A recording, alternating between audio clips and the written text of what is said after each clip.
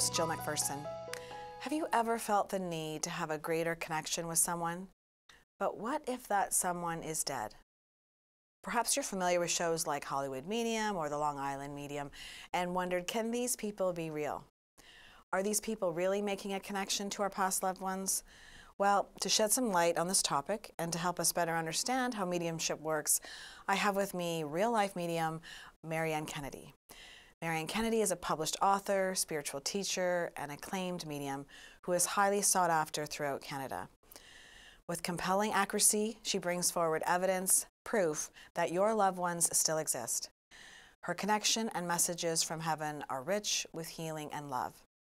In addition to private and public work in the realm of mediumship, Marianne has also co-founded the Centre for Sacred Living, a spiritual education centre in Erin, Ontario. Welcome, Marianne. Thank you. So, let's get right to it. You know, you must deal with skepticism all the time and people saying, how can this be real? And you're probably just doing some really good guessing.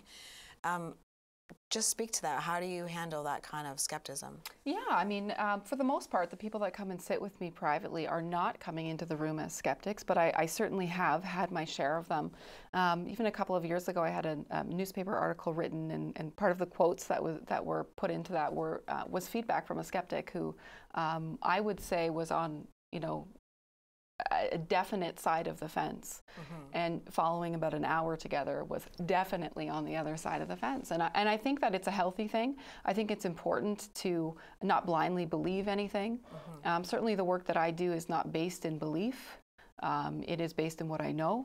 I'm very left brain. I'm very I can also be very right brain, but traditionally I'm very left brain. I have a science and technology background, and spent years in education and sort of the ordinary aspects of that. And so proof is really important to me. I'm wired that way. I always have been. So I think coming into anything with a healthy level of skepticism is good. It's certainly not my job as a medium to convert anybody from whatever they believe to something else. My job is to deliver the evidence as it's given to me, to do my best work that I can, and let the evidence and the experience itself speak for itself. Right. So it's never part of my agenda to shift someone. Right. Yeah. You're the messenger. That's right. You're just passing on. Intermediary. Right. Yeah. Right. So how did it start for you? Well, I had a pretty average and ordinary upbringing. I'm the youngest of 4 kids. Roman Catholic background, church every Sunday, all of that stuff. But I will say I was a little bit different from my siblings and, friends, in that I always had sort of an interest in things like the occult or mysticism or things that you couldn't exactly touch or see. So I sort of had that running as an undercurrent in my life the whole time, really since my earliest memories. But a beautiful sort of twist of fate, I'll say, at around 11 years old, I had a teacher come into my life that was supported by my mom. And I began learning about things like earth-based religion, energy, spirit-related things. I was in formal study for years in that regard, and sort of made a departure from my upbringing, my religious upbringing, I'll say. Made a departure from that, but then also found myself back there. At about 14, I lost my maternal grandparents, who I was really close with. And at that sort of age, I wasn't really incredibly grounded and rooted in what I knew to be true. And so I made a shift back to religion, I'll say. And that worked for me for a little while. But that undercurrent reappeared again, in that there is more to life, I will say, than what I can see. And so I was compelled in many aspects to go looking for what those things were. And so I've spent most of my life doing that. Absolutely anyone can receive a message or information from the other side, whether or not they are a clear channel or not, truly. But to do it meaningfully, to do it in a way where we can speak about compelling evidence, that we can get something so incredibly specific or narrow that makes sense to someone. The ability to fine-tune or finesse the ability to be the channel, that's the part that requires the big commitment. This is a personal endeavor that we go through. It's not just about becoming a clear channel. It's becoming someone that is really answering the question, how may I serve? Great. And I can serve best when I am also working very much so on myself. Great, thank you. When we come back, we'll be experiencing this. Marianne's going to do a reading for me and see what it's like to actually experience a one-to-one session with Marianne when we return.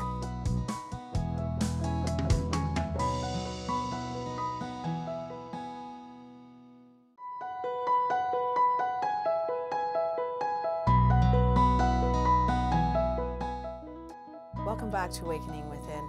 I'm your host, Jill McPherson, and today's show I have a guest, a spiritual medium, Marianne Kennedy, who is now, we've discussed a little bit about this, and now she's going to do a reading for me. I've asked her if she's willing to do that. So she is, and we're just going to give her some time to prepare and see what comes up. Okay, Jill. I want to talk about a little person around you. The first glimpse of any image that I'm seeing is something like a very light hair color, something similar to like you or I. Maybe slightly darker, but there's a light hair color coming in. It does feel like there's a female reference that I need to talk about here. And when I talk about this, all I can hear is finger snapping. When I hear finger snapping, this is my symbol that one, if I talk about their passing, that it would either have been very, very quick or sudden or unexpected. So to begin with, I need to ask you if you understand any of that. Right, yeah, someone's coming to my mind right now. Okay. I need to know that you understand the sudden or unexpected or very quick passing, because she keeps repeating the sound of snapping to me. Yes. Okay.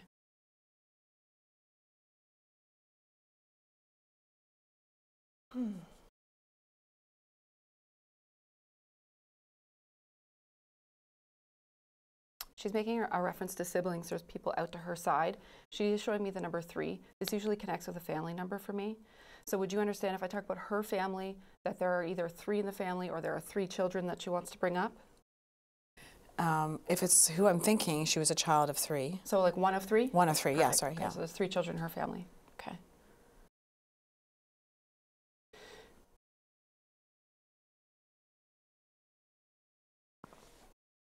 She is bringing up to me actually lots of things, so I'm going to have to slow this down a little bit. First thing I want to say is that there's a birthday, there's an important family birthday, and it's either just happened or it's like coming up in the next couple of weeks.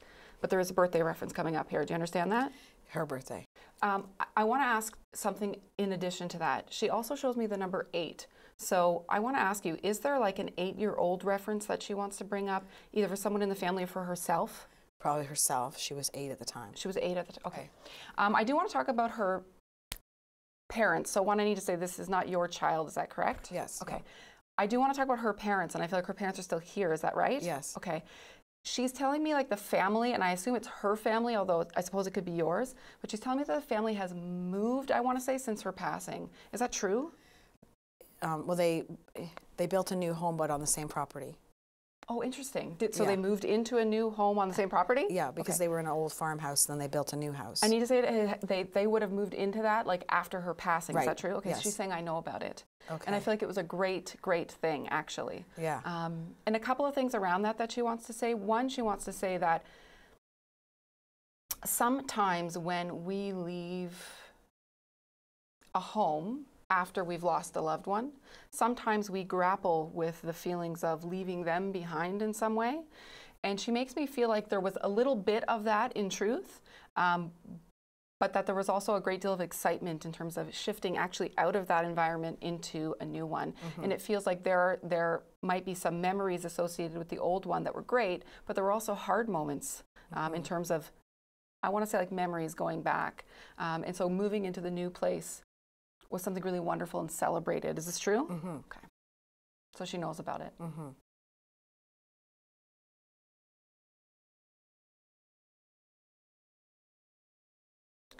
Has she got a brother? She keeps saying either brother or brothers. There's a brother reference. There's 2 brothers. Okay. She wants to say hi to them. Okay. And I want to talk about, there's a female coming up here. There's a female name. And it's something like, I want to say like Kathy, Katie, something that sounds like there's either a C or a K reference, and it's a female name she wants me to talk about. Well, that's her own name. Okay, perfect. So Okay. do I tell you her name? No, don't tell me. You don't have to. Okay, okay. As long as it sounds, it's either a C or a K start, it's a female, and it sounds like, I want to say C or K, A, like there's an A as opposed to an O or a Y. It's a, okay, perfect. And I also want to talk about, there's an S sounding name, and in truth, I don't know if this is going to be female or male, but it starts with an S. It could be a C, but it sounds like an S, and it ends in like a Y sound. So like Sammy, silly, like something like that. It's an S with an E or IE or Y at the end. Is that someone she might want to recognize either here or on the other side? Her mom. Okay, perfect. Do you know, and I don't know if you will, but do you know if mom has, I want to say she's showing me a big check mark. So when spirit shows me that, that's usually my symbol, like their loved one that they want to acknowledge here has made some type of an accomplishment, something notable. And it feels like it's since her passing. And it's something personal related. I don't know what that means, and I wish I could get it clearer than that, but she shows me related to mom. There's a check mark, and she wants to say, like, you did a great job, good job, I'm proud of you. Do you know if there's something that her mom would have accomplished in that regard, like something personally, like an endeavor, like a feat accomplished?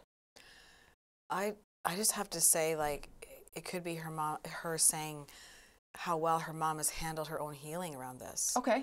You know, like I think that. Do you feel like it would be like job well done is what she'd want to say about that? I think she'd be saying. Yeah, it feels very personal to the mom. Like it's not a career oriented thing. It's not like that. It's a very personal journey piece, and she shows me the tick, which is you've done a great job. I'm proud of you. Yeah. Okay. I think that. Okay, perfect. She's also talking about you. Okay. Oh dear. Hold on.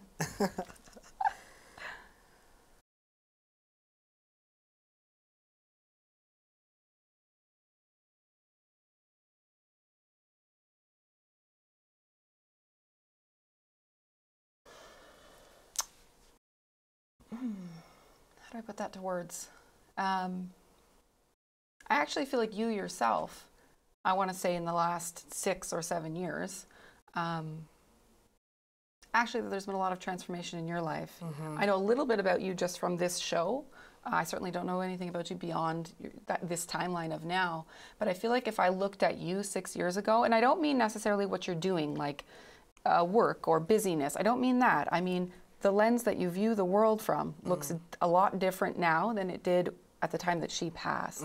Is that true? Very true. It's like this is a journey that you've been taking, but she's been a part of it with you, actually. Yes. And it's like she's actually showing me a pom-pom, which is my symbol, like she is a cheerleader for you on the other side. So she's been doing this stuff with you. I also feel like you've been inspired by her. So let me just ask you, without you saying too much, have you had moments where you feel like she has been inspiring you or communicating with you? Yes. Okay. She's so happy that you're aware of it. We do this work, I mean, I do this work all the time, and spirit people talk about their loved ones completely missing the contact that's being made. She's saying you don't, which makes her so grateful. She knows that you're a go-to for her. She's also telling me that you're never afraid to say her name. Right. And she's very grateful for that too. Sometimes in woundedness we can't speak names of people we lost, but I feel like you've kept her name really like on the tip of your tongue at any time. Yeah. Okay. I think that's really thanks to my daughters, though. They have shown me how to deal with that. Okay. So beautiful. She does want to acknowledge exactly that, being able to say her name. Okay. Okay. So this is always interesting for me because when spirit loved ones bring up Christmas for me, it's such a generic thing that I will never talk about a Christmas reference because they only bring it up if there's something extra special, extra different. Like, for example, a birthday's on Christmas, or there's something significant about Christmas beyond just family getting together. It's too generic. Most of us do that. But actually, she is bringing up Christmas. There's something important around this date. I don't know if it's Christmas itself or if it's like a few days before, a few days after, but it's like in and around Christmas. This could be like a birthday, an anniversary. It can be someone's passing. It can be like a family vacation, this type of thing. But there's something important around Christmas. So do you understand that? Yes. Okay, perfect. She passed 2 days after Christmas. Okay, thank you. Okay, because she's just, it entirely makes sense because she shows me almost like a mix a mixed bag of emotions around Christmas. Yes. And that's true for most people who've lost loved ones, but especially if losing them was around that time. So there is a mixed bag of emotions that goes on for everybody around Christmas.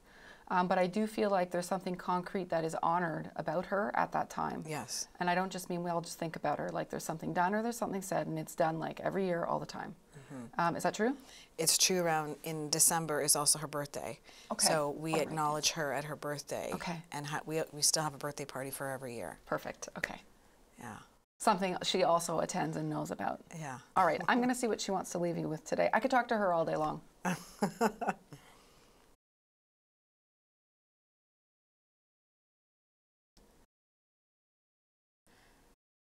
Or am I allowed to ask a question? You may be able to. Go ahead. So the thing that I personally struggle with is I feel like I'm much closer to her now when she's in spirit than when she's in body. But there's also a bit of guilt around that. Yeah, sure. Because I don't know if I was the best aunt Okay. when she was on the planet. Yeah. And I'm better now. Yeah. But I still carry some guilt around that. Yeah, for sure. So I don't know if there's anything Yeah, let's ask her. come through about that. Yeah, it's beautiful. I am going to make reference to something that that I have to speak about often in sessions or in workshops that I'm teaching. And that piece is about our relationships that we continue to have with our loved ones when they're on the other side. And for so many of us, myself included, we experience what you have experienced in that I am closer now than I was when they were here. And certainly you are not alone in feelings, perhaps some feelings of guilt behind that. So what I will say to you from her is this. She is a major gift in your life. So a huge vehicle for change, not just for you, for the rest of the family as well, but actually for you in a very profound way. I feel like she wants me to say to you that it's no accident that perhaps that relationship wasn't significantly tended to when she was here, but you have also learned a lot from that. So that is, if I talk about a contract piece between souls there, part of that would be relationships in life, people that we're close to, require tending by conscious choice and decision followed up by action. And she's a beautiful tool of transformation in that regard in your life. So that is no accident. There is no guilt that she wants you to hold with it. This is like a gift that she's left behind for you because you have realized some things as a result of that. We can all be gone tomorrow, right? So we have to show up in other people's lives in the best way that we can. If we care about them, we've got to show up for them. Okay? I will say to you though that her perception when she was here was never that you didn't show up. Okay. It's like ridiculous, actually, the way that she's saying that to me. So release that. That is more of a learning piece for you in this lifetime as a beautiful little bow that she left behind for you. Okay, thank you, Marianne, for that. That was enlightening, and we'll discuss this more when we come back after the break.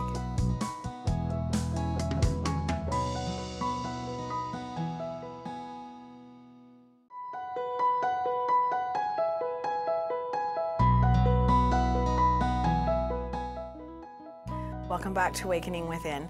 On today's show, I have with me guest Marianne Kennedy, who is a spiritual medium. And if you're just tuning in now, she just did a reading on me, and I just want to discuss a little bit more with Marianne, my experience with that. So Marianne, thank you very much for that, by the way. Okay. And for the viewers, the person that came through was my niece, who I lost about 6 years ago in a car accident. So it was amazing because you said something was coming through with a K, K-A. Her name was Caitlin. Okay. And then the other thing that you said something's coming up, and sure enough, especially events coming up in a couple of weeks, it's her birthday. Okay. And we have, taken the time to celebrate her birthday every year to acknowledge her presence. Thanks to my two daughters, they've really taken the lead on still having a birthday party for her, following our family tradition. So we have cake and the whole bit. And then you said there was something really special around Christmas or something significant around Christmas. We did lose her on the 27th of December, and they were going up to a family Christmas event up north. So I'm assuming that she was referring to something around that. Sure. And also, I think, acknowledging how difficult Christmas can be, really noticing her absence and also dealing with the memories. You said there was something significant about an S with an E end sounding. Yes, yeah. And you even said it's sort of like silly, and her mom's name is Sylvie. Sylvie, okay, so good. I just couldn't get over. I'm like, that was like pretty darn very close. Yeah, Sylvie. And acknowledging her process, her journey of healing, really is so significant. I get people asking me all the time, "How's her mom? Like, how's Sylvie doing?" Okay. And some, sometimes I don't know how to, what to say, except that I always appreciate how easy it is to be around her, because we can talk about Caitlin. Some people don't want to talk about people who are gone, and she's very open to receiving messages too, and she's just been so amazing. In, she could take a real victim mentality, but she's taken something so tragic and so horrific and turned it into, well, what can I do with this? And she's learned and come a huge way too. Yeah. And I don't know if she could even begin to understand how much I admire her over that. It's quite impressive. So. Beautiful. So for Caitlin to come through and say that, I say amen, Caitlin, to that. Yes. That. So this, I find this quite amazing, really, and I appreciate the experience. Yeah. So from this, you've kind of taken all your learning and put it into a book. So tell me more about that. How did that come about? Yeah, well, my book was published by a New York City publisher a couple of years ago, which is a lovely feat for someone in small town Ontario publishing spiritual content. So it was traditionally published, which is wonderful, but it's also sort of a testament to, there's a whole lot that goes on behind the scenes in this work that we can't see. If we talk about, rewind a little bit when we talk about, there is more to life than we can see. That's part of it too. The message of my book is a message that obviously needed to be out there. But it's called How to Become a Medium. It's a step-by-step guide to connecting with the other side. I decided to write the book. I actually wrote it over the course of, I don't know, maybe something like 8 or 10 months. And I'd write it every night after my kids went to bed. So I did it in a very dedicated way, and that was the time that I had, and that's when I did it. And I chose to write it because at the end of every private session or every, show that I would do, people would ask me the same questions. So at some point, you are answering the same question repeatedly in life. And so, of course, it hit me like a, beautiful piece of inspiration that I need to put the answers out there in a more broad way. Not because I want to spread that message as, as something coming out of my mouth, but this is obviously something that needs to be known, and we could do well with more resources sharing that type of information. And we are so grateful for people like you who spread that message of we can connect with loved ones that have passed on. Got it. Thank you so much for watching today's show, and if you want more information about Marianne, her website is... It is mariannekennedy.ca. mariannekennedy.ca. You can look her up and find out more about where she's at and look into purchasing her book. Thank you for being here joining us, and remember that you too can connect with your loved ones.